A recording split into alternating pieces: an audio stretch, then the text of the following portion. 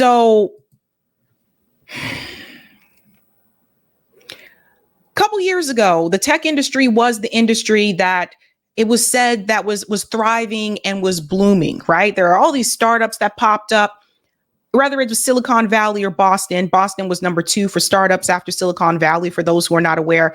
There were all these startups that were popping up, and the tech industry is really booming, right?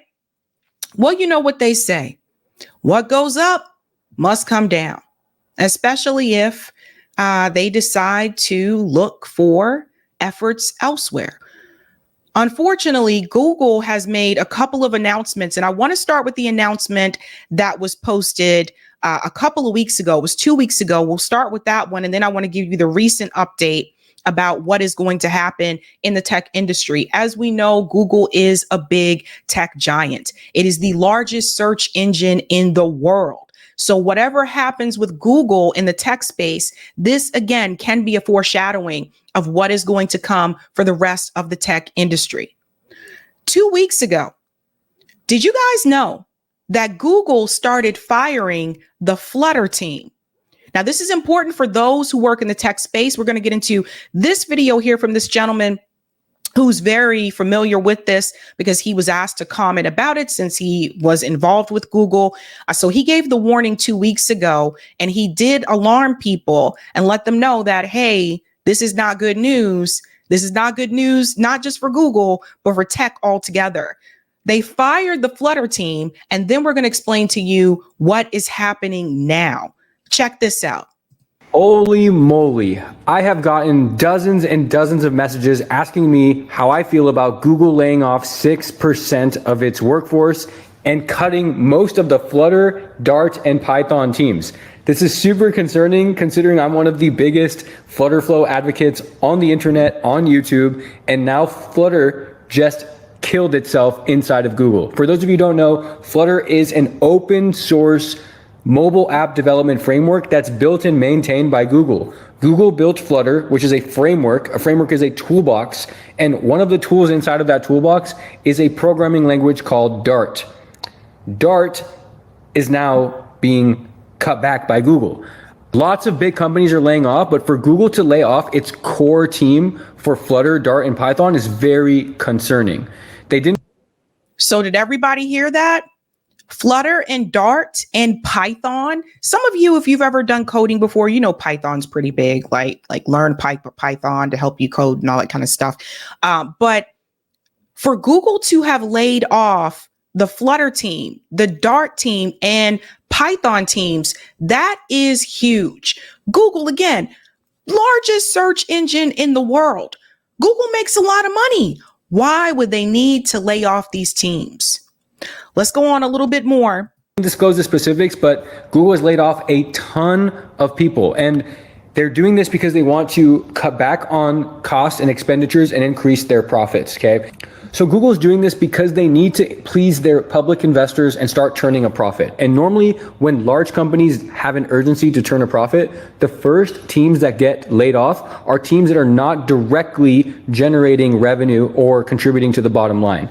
Flutter, Dart, and Python, these are internal tools. These are internal initiatives that can bolster the ecosystem, but don't actually drive revenue. They don't make money selling Flutter. They don't make money licensing Dart. This is just stuff they do for the community to make the world a better place because they have a ton of money, a ton of revenue, and they need to reinvest that. And so this was one of the initiatives that Google took on. And the good thing about all this is that Flutter is open source, which means it's available for everyone to use. It's all the source code, all the underlying foundation of Flutter is available on GitHub. You can literally just go to Flutter open source and we can go find the GitHub repository for Flutter. And this is going to give us all the underlying source code of Flutter so that the community, anybody, me, you, so you can actually access the Flutter GitHub repository and see all the underlying source code. And this is really good because now you or me can contribute to Flutter and help it get to the next level. There are a lot of programming frameworks out there that are open source, that are community driven. So if you're thinking that this is the end of Flutter and you don't need to use Flutterflow anymore, you need to stop where you are right now and realize that this is okay. This just means that the team that's on Google's payroll to manage Flutter is getting fired, but there's still dozens, hundreds, thousands of community-based developers out there like me and you who will continue to support Flutter. So, okay, so they started laying off the Flutter team, the Dart team, and of course, the Python team. Now, that's just the beginning. That was 2 weeks ago. Now, I want to show you what is happening now. And everybody needs to pay attention because this is very similar to what happened to the manufacturing industry in the United States. Let's go ahead and pull this up here. Google lays off hundreds of core employees, moves some positions to India and Mexico. Let's dive in, folks. Google is laying off at least 200 employees from its core organization, which includes key teams and engineering talent. This is coming from CNBC. As part of the unit's reorganization, the company will hire corresponding roles in Mexico and India. So Google is not just laying off employees, they're also starting to outsource jobs. We saw this happen with the manufacturing industry. Those of you, your parents or your grandparents that grew up during that time when manufacturing was really thriving in the United States, back when most things were made in the United States, they can probably tell you what it was like back then. Like you could actually work at a factory. Apparently, some of those jobs at factories were actually good jobs during that time, but someone got greedy. The CEOs of these companies became greedy and they decided, you know what, I could actually make more money if I were to start outsourcing some of these jobs. Now, of course, that means that hundreds of employees at those companies, at those factories were laid off, but the CEOs didn't care about that. They just wanted more money for themselves, especially if it meant that they could increase production in a shorter time. Let's go into this a little bit further because, again, I think this is a warning to the tech industry. This is Sundar, by the way. He's the CEO of Google. The man that you saw on the thumbnail at the end, that is Sergey Brin. He's one of the co-founders of Google. I would like to reach out to Sergey and say, what happened here? Right? Just ahead of its blowout first quarter earnings report of April 25th, Google laid off at least 200 employees from its core teams in a reorganization that will include moving some roles to India and Mexico. The core unit is responsible for building the technical foundation behind the company's flagship products and for protecting users' online safety. Core teams include key technical units from information technology, its Python developer team, technical infrastructure, security foundation, app platforms, core developers, and various engineering roles. At least 50 of the positions eliminated were in engineering at the company's office in Sunnyvale, California, filings show. Many core teams will hire corresponding roles in Mexico and India, according to internal documents viewed by CNBC. Asim Hussain, vice president of Google Developer Ecosystem, announced news of the layoffs to his team in an email last week. He also spoke at the town hall and told employees that this was the biggest planned reduction for his team this year. That's coming from an internal document here. And you'll see there's a little video here where it says, "Is the bubble bursting for tech workers?" So again, I don't know how many industries we've seen this happen with, but I know, again, I mentioned the manufacturing industry, how they decided to outsource jobs, right? So at one point, I think a lot of you remember this, a couple years ago, maybe even 10 years ago, people were told, go into tech, right? Go into tech. That's where all the money is and you'll have a long career, and go into tech and do all that kind of stuff. And by the way, Google employees are not just like developers or coders or that type of thing. Google also has a marketing team. So there are people that work at Google that just do marketing.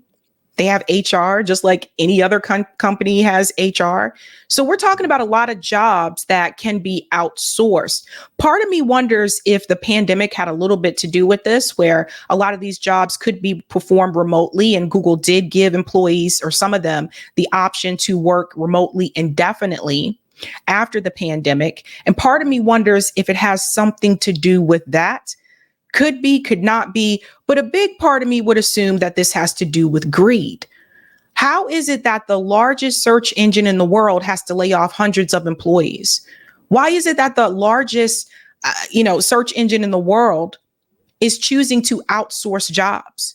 Didn't we learn anything in this country before about sending jobs to other countries and not keeping those jobs and retaining that talent right here in the United States? And what does this mean for the tech industry as a whole? Since Google is the biggest competitor, it's the largest tech giant out there, I would say. Does this mean that other tech companies are going to follow this same strategy that Google is doing? We already saw Indeed laid off hundreds of workers. What's next for these other software and tech companies? We intend to maintain our current global footprint while also expanding in high growth global workforce locations so that we can operate closer to our partners and developer communities. Alphabet has been slashing headcount since earlier last year when the company announced plans to eliminate about 12,000 jobs, or 6% of its workforce. This is following a downturn in the online ad market. Even with digital advertising rebounding recently, Alphabet has continued downsizing with layoffs across multiple organizations this year. Again, one of the things that I've learned during layoffs is that if employees can prove to the company that they can get the job done with fewer people, they won't refill those positions. That's capitalism for you. A little bit more here, and then we're going to make the connection to Marxism. It goes on to say, CEO Ruth Porat announced in mid-April that the company's finance department would undergo restructuring, entailing layoffs and moving positions to Bangalore and Mexico City. The company's search boss, Prahapar, told employees at all hands meeting in March that Google plans to build teams closer to users in key markets, including India and Brazil, where labor is cheaper than the US. Let's highlight this. You guys see what's happening here? Including India and Brazil, where labor is cheaper than in the US. These companies don't want to pay you a living wage. They don't want to pay these employees what they're worth. So they're willing to send these jobs to other countries overseas as well to get cheap labor. Again, the big warning for this was NAFTA. Different industry, manufacturing industry, but it can happen in any industry. And that's why when Eric sent me this story, this is why I said I have to discuss this tonight, because this is a alert for all of you. This can happen to any industry. Do not assume that your job is safe. Do not assume that the company that you work for, because they're doing well and they're making a lot of money, is going to retain all of these employees. We cannot assume that. But now we have to talk about the connection to Marxism. And who better to discuss that than Professor Richard Wolff? Let's bring in Professor Richard Wolff, because he's talked about this before, about outsourcing and the Marxist tradition. Here we go. To get more output for the same amount of time of effort, or to get the same amount of output with less effort. Either way, the relationship between the effort, the labor human beings do, and the product, food, clothing, shelter, or whatever, changes over time. And the minute human beings become more productive, an opportunity opens up for them, Marx teaches us, that didn't exist before. And here's how to express it. If you are more able to produce more in the same amount of time, or to use less time to produce the same amount as you did before, it becomes possible for you to have, here we go now, free time. You can call it leisure, you can call it whatever you want. But if you need an hour less than you used to produce what you need to survive, You can take an hour off and you'll survive, because in one less hour of labor, you are still able to produce as much as you did before. So one way human beings can take advantage of rising productivity is with leisure. But there is, of course, a choice. You could decide not to have any leisure, to keep working just as long as you did, just as hard as you did before, but then you would get the benefit of more output, more than you need to survive. Extra. You might even call that wealth. You can produce output you don't need to consume. Marx explains to us every society makes a decision if it's productive. And we have now thousands of years of growing productivity. So if you look at the United States today, I'd be surprised if 40% of our people are needed to produce what 100% of us consume. That's how productive we've become. 2% of our workers work on the land, but they produce enough food for 100% of us. So we have become productive. Now the question is, are we going to take it in the form of leisure, or are we going to take it in the form of wealth? Both. It will be both, but we will not be the ones that get the benefit of leisure. Let's go into this a little bit more. And the answer is almost all societies do both. They take some leisure and they accumulate some wealth. Early in our history as a human species, we did that collectively. We all got together and we all had some time off and we all enjoyed some wealth that we could accumulate. But in the last few thousands of years, we didn't do it collectively. We did it in three basic forms: slavery, feudalism, and capitalism.